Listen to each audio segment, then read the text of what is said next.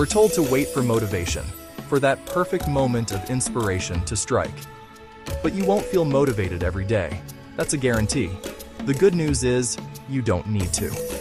You can still choose discipline. There will be days you don't feel strong, when the weight of yesterday still lingers. Days you don't feel inspired, when the well of creativity feels completely dry. Days you simply don't feel like trying, when the comfort of the couch calls your name. These are the days that define you.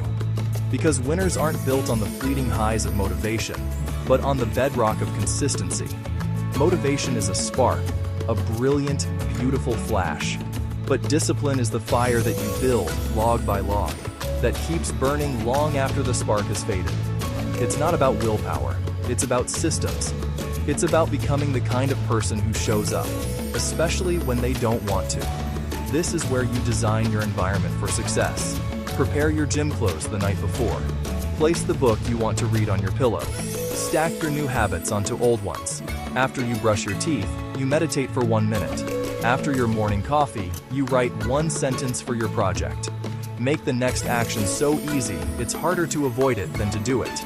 Little actions, repeated, build monumental results. Don't commit to an hour at the gym. Commit to 1 push-up. Don't promise to read a chapter, just read 1 page.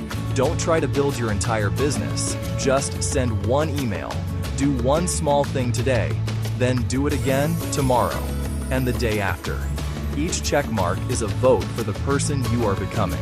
Soon, these small, repeated actions forge an unbreakable chain of habit, building an identity rooted in action, not feeling.